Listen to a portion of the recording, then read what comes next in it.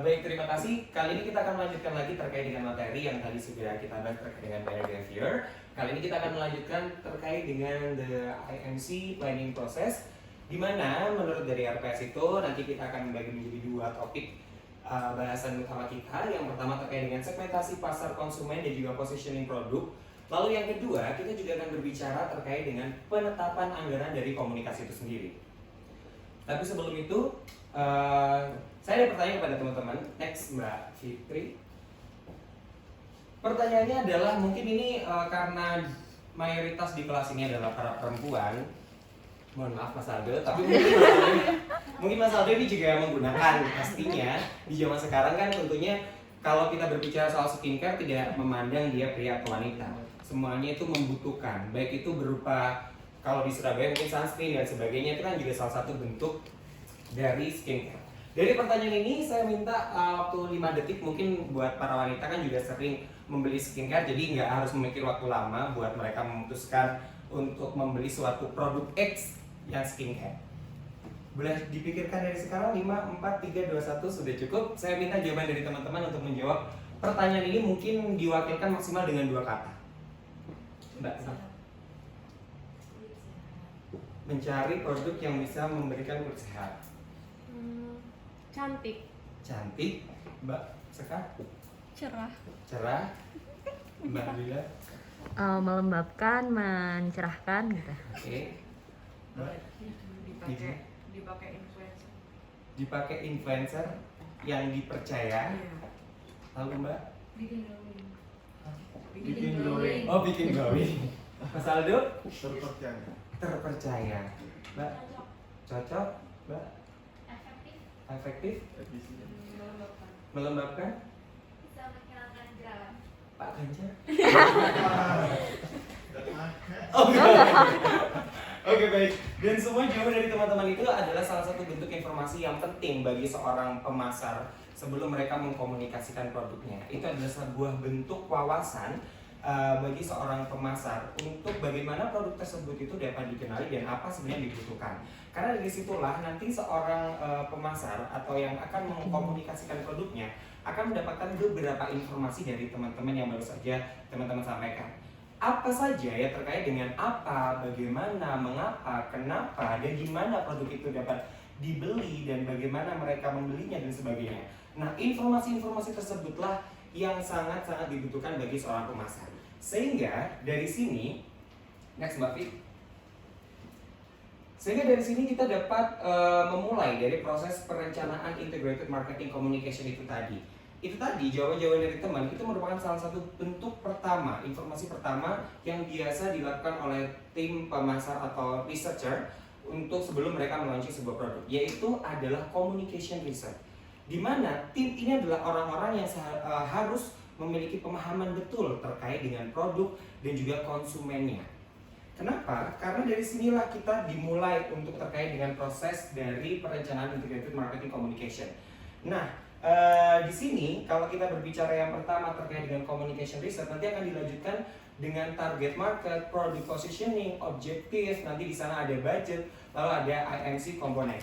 Ini akan saya contohkan dan nanti akan saya bedah lebih dalam setiap komponennya dalam contoh di slide berikutnya. Mungkin teman-teman saat ini sudah menyadari bahwasanya kedua perusahaan yang memiliki jasa layanan yang berbeda menjadi hal yang biasa bagi kita. Tetapi sebelum munculnya kerjasama di antara Grab dan juga OVO, mungkin dari kita sangat berpikir mungkin tidak mungkin bisa karena kedua perusahaan ini memiliki tujuan yang berbeda. Satu, jasa pelayanan yang mereka berikan seperti Grab adalah jasa pelayanan dari segi pengantaran. Yang satu, OVO terkait dari segi pembayaran. Tetapi semua itu dapat bergabung, dapat menjadi satu di dalam program pemasaran bersama.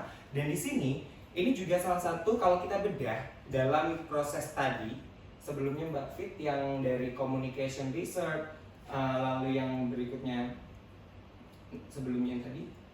Nah, dari communication research, target market, product positioning, objective, budget sampai IMC komponen, kedua perusahaan yang bersatu itu adalah melakukan semua ini.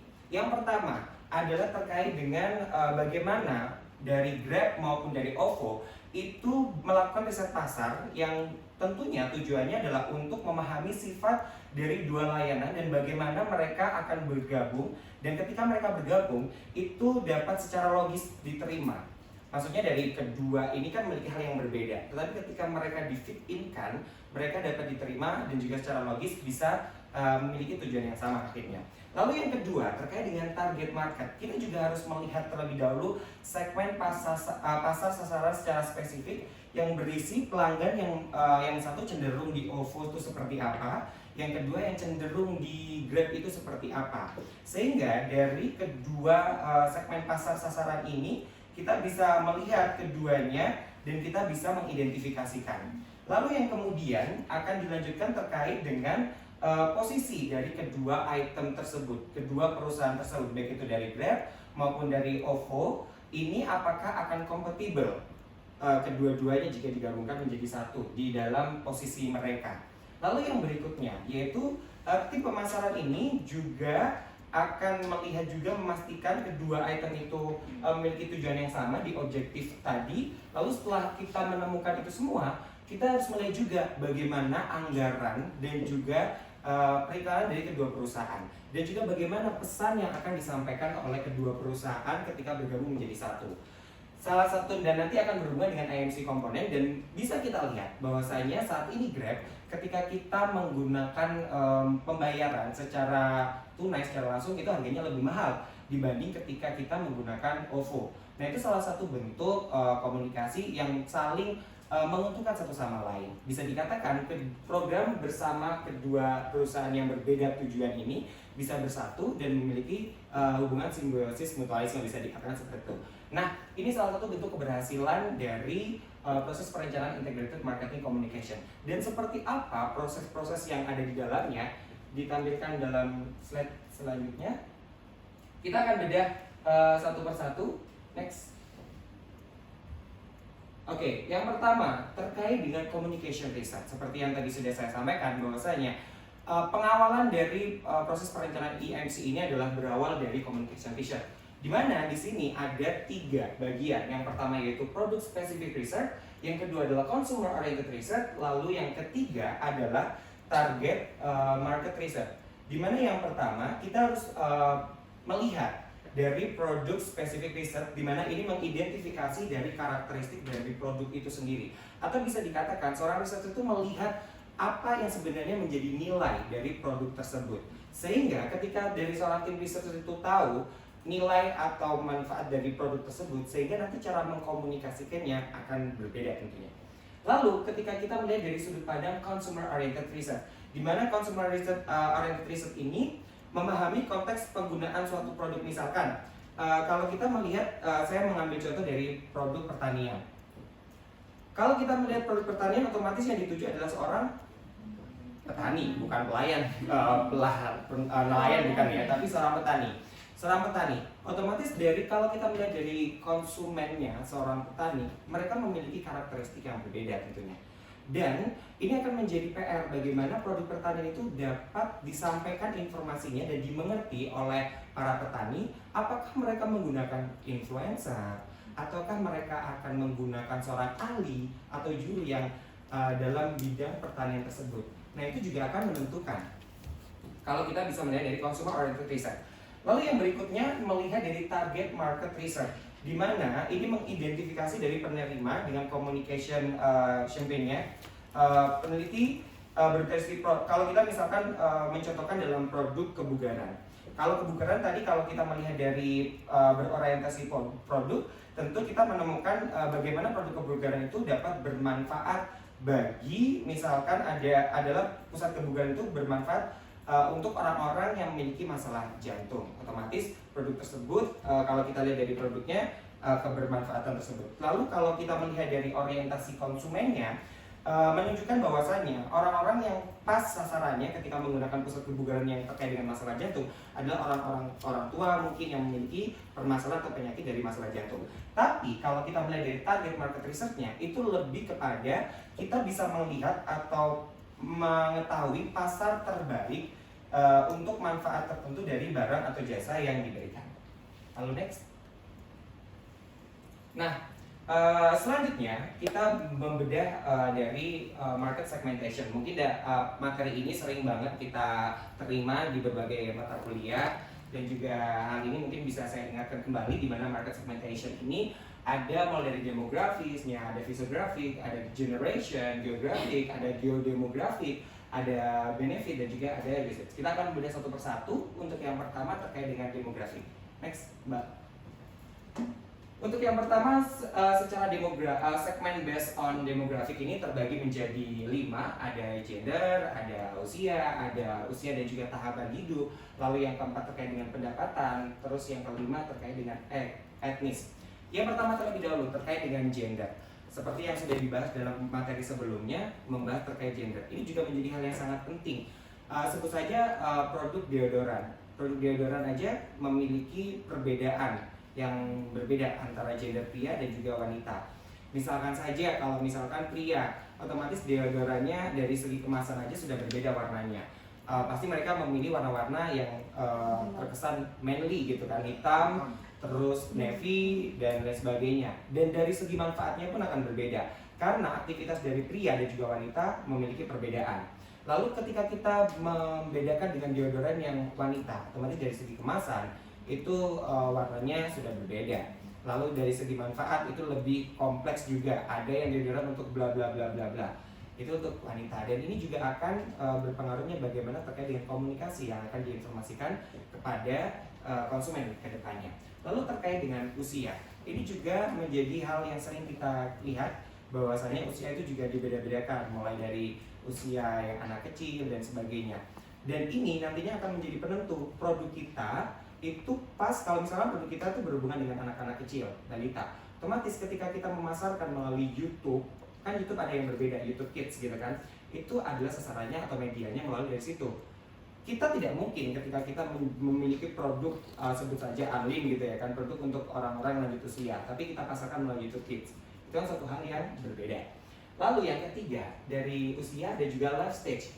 Ini yang menjadi yang tadi mungkin disampaikan oleh Bapak Ganjar, kita semakin memiliki hal yang rumit untuk menentukan, tidak hanya berasal dari usia, tapi dari tahapan hidup manusia.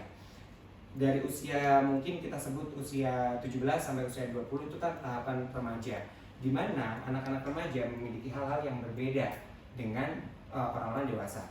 Begitupun dengan orang-orang yang lansia. Sebut saja media yang mereka konsumsi atau informasi yang mereka konsumsi setiap hari. Kalau orang-orang lansia, otomatis mereka lebih nyaman dengan tontonan televisi dan sebagainya, sehingga produk-produk itu akan masuk ketika diinformasikan melalui media televisi ataupun koran untuk yang lansia. Dan untuk tahapan anak-anak remaja akan berbeda media sosial apa yang sering mereka gunakan sehari-hari untuk dapat menginformasikan. Lalu yang keempat terkait dengan income atau pendapatan. Hal ini tidak hanya kita lihat dari pendapatan saja, tapi juga tingkat pendidikan dari orang tersebut. Itu juga akan berpengaruh dalam mensegmentasikan. Terus yang kelima adalah terkait dengan etnis. Etnis itu juga terkait dengan perbedaan produk apa yang akan mereka terima nantinya, dan juga bagaimana mereka menerima informasinya. Tidak semua etnis menerima informasi-informasi yang tidak bisa kita generalisasikan gitu. Sehingga dari segmen based on demographic ini kita bisa melihat gambar yang saya sajikan, di mana ada setiap orang memiliki warna yang berbeda, lalu kita segmentasikan dengan kelompok-kelompok yang sesuai dengan yang kita sudah segmentasikan tersebut, mulai dari gender, usia dan juga tahapan kehidupan, income, dan juga ethnicity.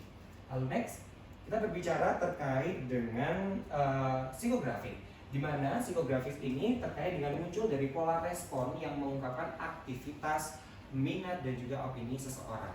Contohnya saja kalau misalkan di dalam psikografis ini juga terdapat beberapa bagian. Salah satu contohnya adalah ketika Siri melaunching sebuah produk barunya, otomatis mereka akan menjangkau terlebih dahulu orang-orang yang bersifat inovator atau orang-orang yang suka dengan hal-hal yang baru. Tidak mungkin ketika Siri itu ya pasti akan semuanya akan terbagi, tapi orang yang akan menerima terlebih dahulu adalah orang-orang yang memiliki sifat sebagai inovator tersebut, orang-orang yang memiliki rasa atau suatu hal yang suka yang baru. Next. Lalu yang berikutnya kita berbicara terkait dengan based on generation. Seperti yang kita ketahui pada saat ini Pendukung segmentasi generasi itu menyarankan bahwa orang yang mengalami peristiwa penting selama masa remaja, akhir, atau dewasa awal yang seperti kita ketahui di sini ada Gen Z, Millennials, generasi X, Younger Boomers, Older Boomers, terus juga senior ini memiliki sifat-sifat atau karakteristik yang berbeda. Sebut saja generasi Z, di mana generasi Z ini adalah orang-orang yang lahir dengan era digital, otomatis mereka sangat dekat hal-hal yang berbau dengan digital. Terus mereka adalah memiliki sifat yang mencari kebenaran. Ketika ada informasi yang menurut mereka ini sepertinya informasi masih simpang siur, mereka adalah memiliki karakteristik atau sifat mereka mencari kebenaran terkait dengan informasi tersebut. Dan terkait dengan millennials, mungkin dari teman-teman termasuk dari millennials ya, dimana dari millennials ini tuh sudah memasuki tahapan mereka mandiri, mereka memiliki pendapatan walaupun masih belum pasti, tapi mereka sudah memikirkan berbagai hal terkait dengan pemanfaatan pendapatan itu sendiri. Lalu generation X, generation X ini mungkin pendapatan mereka itu sudah dipikirkan untuk anak-anak mereka, untuk keluarga mereka. Terus kalau yang boomers ini juga yang sama. Terkait dengan hal tersebut, older boomers juga hampir mirip. Lalu yang senior ini pendapatannya itu sudah tetap dan juga mereka biasanya digunakan untuk terkait dengan berbagai hal seperti kesehatan, seperti membeli alat sehat dan sebagainya. Itu untuk yang senior. Untuk yang berikutnya, Mbak Fit, kita juga melihat dari segmentasi geographic area, di mana perusahaan itu mengarahkan iklan digital bertarget geografis di wilayah tertentu dengan pesan yang sesuai dengan konsumennya, wilayahnya, dan juga acara tertentu. Ini misalkan saja ketika kita berada di negara yang saat ini sedang musim dingin atau musim salju, otomatis produk yang ditampilkan di televisi ataupun media-media lainnya adalah produk-produk yang misalkan jaket tebal dan sebagainya. Itu yang mereka berikan dan ini menjadi hal yang sangat penting. Begitupun ketika mereka lagi berada di musim panas, otomatis produk-produk yang akan mereka tampilkan adalah produk-produk yang sesuai dengan cuaca atau musim di area tersebut. Next. Lalu yang next lagi. Lalu yang berikutnya terkait dengan geodemographic segmentation, di mana ini adalah gabungan dari informasi terkait dengan demografisnya, informasi geografisnya, dan juga informasi psikografis. Di mana hal ini itu tuh melihat dari area tertentu yang memiliki perilaku yang berbeda atau karakteristik yang berbeda di setiap pemukimannya. Mungkin saya bisa contohnya bisa minta bantuan dari teman-teman. Ada nggak di wilayah, karena saya bukan dari Surabaya, ada nggak wilayah dari Surabaya, pemukiman di Surabaya yang memiliki kalau bagian ini perilaku orangnya seperti ini? Di mana kira-kira teman-teman yang asli Surabaya? Surabaya, bagian Surabaya mana yang mereka memiliki ciri khas kalau Surabaya bagian ini memiliki gaya hidup atau perilaku yang seperti apa? Mungkin lebih ke Surabaya Barat. Surabaya Barat. Di sini juga bisa kelihatan kalau kayak teman-teman mainnya ke Surabaya Barat, dari gedung-gedungnya juga kelihatan lebih tinggi, terus gaya hidupnya lebih ke kurang lebih kayak gitu lah ya. Iya, seperti itu. Terima kasih atas contohnya. Seperti itu. Jadi geodemografik itu jadi gabungan dari demografisnya, informasi geografisnya, dan juga informasi terkait dengan psikografisnya. Dan jadi di wilayah tertentu atau pemukiman tertentu itu memiliki perilaku ataupun dari sifat yang berbeda dengan pemukiman yang lainnya. Next adalah terkait dengan benefit segmentation, di mana segmentasi ini manfaatnya berfokus pada keuntungan yang diterima konsumen dari suatu produk daripada karakteristik konsumen itu sendiri. Misalkan saja kalau kita berbicara terkait dengan pusat kebugaran, otomatis dari pusat kebugaran itu banyak macamnya, jenis-jenisnya. Ada orang yang datang ke gym untuk kesehatan saja, ada yang tipe orang kalau datang ke gym untuk diet dan sebagainya. Itu kan terkait dengan manfaat yang ditawarkan oleh pusat kebugaran tersebut kepada konsumennya, sehingga nantinya akan berbeda. Lalu next, yang berikutnya terkait dengan usage segmentation, di mana jenis terakhir dari segmentasi konsumen ini memeriksa terkait dengan kelompok berdasarkan penggunaan atau pembelian. Ini juga yang sering kita lihat dan juga sering kita dapatkan ketika di Shopee ataupun ketika di Gojek gitu. Mungkin teman-teman Mas Aldo di Tokped atau Shopee-nya sudah mencapai level apa, Mas? Nggak tahu sih kalau. Oh, nggak tahu. Cuman transaksinya udah. Oke. Mbak Arum, levelnya dari Shopee-nya udah gold. Ada yang lebih dari gold? Platinum. Platinum ada? Iya. Oh, Mbak Okta Iya, platinum? Oke, baik. Karena itu kayak menjadi kebanggaan tersendiri bagi kita ketika mendapatkan itu semua ya. Apalagi kalau misalkan di Gojek itu lebih spesifik. Kalau saya boleh menyombongkan diri, posisi saya saat ini sebagai bos di Gojek. Tetapi ternyata di atas langit masih ada langit, karena di atas saya sudah bangga menjadi bos, ternyata di atasnya ada sultan posisinya. Jadi itu adalah salah satu bentuk user segmentation di mana di sini nanti kita bisa melihat bagaimana pelanggan itu merupakan pengguna yang berat, maksudnya pengguna yang sering melakukan pembelian di situ, atau pengguna yang rata-rata, lalu pengguna biasa atau ringan, atau malah bukan pengguna. Lalu yang berikutnya, kalau kita tadi sudah berbicara soal segmentasi, kali ini kita berbicara soal positioning, di mana produk positioning ini adalah bagaimana kita bisa menempatkan produk merangkum persepsi dalam benak konsumen tentang sifat perusahaan atau merek, dan juga produknya relatif yang terhadap pesaingnya. Di sini dalam product positioningnya ini ada atribut, ada kompetitor, user application, price quality relationship, ada product user, ada product class, dan juga cultural symbol. Untuk yang pertama terkait dengan atribut, di mana setiap produk itu tentunya memiliki sifat atau karakter dari produk yang membedakan produknya atau mereknya dengan pesaingnya. Ini maksudnya dari atribut. Lalu yang kompetitor, dari kompetitor atau pesaing ini, sebuah perusahaan ini mungkin menggunakan pesaing untuk menetapkan posisi dengan membandingkan produknya dengan yang lainnya. Jadi pandangannya itu terhadap kompetitornya. Dan untuk yang penggunaan atau use or application di sini itu melibatkan terkait dengan penciptaan dari serangkaian kegunaan atau aplikasi yang mudah diingat dari produk tertentu. Jadi misalkan produk ini tuh sebenarnya apa saja yang ketika diaplikasikan yang diingat itu bagian mananya. Lalu terkait dengan price quality relationship, jadi antara harga yang ditawarkan oleh perusahaan kepada konsumen dengan apa yang konsumen dapatkan terkait dengan kualitas itu bagaimana, itu posisinya seperti apa. Lalu product user, kalau product user ini membedakan merek atau produk dengan menentukan siapa yang mungkin menggunakannya. Lalu product class di sini posisinya mungkin didasarkan pada kelas produknya. Lalu yang untuk cultural symbol ini adalah di mana posisi ketika perusahaan itu mencapai pada titik keunggulan yang kompetitif yang kuat, di mana produknya itu sudah melekat dengan simbol budaya, dan ini memang sulit untuk dilakukan oleh perusahaan. Sebut saja mungkin perusahaan atau produk Maggi mungkin yang terkenal langsung simbolnya dengan budaya Amerika dan sebagainya, seperti itu. Dan untuk mencapai hal tersebut itu sangat susah bagi perusahaan, dan ketika sudah mencapai berarti mereka sudah di posisi memiliki keunggulan yang kompetitif, seperti itu. Lalu setelah kita melewati dari product positioning, kita lanjut terkait dengan marketing communication objective, di mana ketika kita sudah mensegmentasikan, memposisikan produk kita, dan sebelumnya sudah melakukan research communication, lalu di sini adalah marketing communication objective, di mana proses perencanaan IMC yang efektif itu juga membutuhkan tujuan komunikasi yang berkualitas.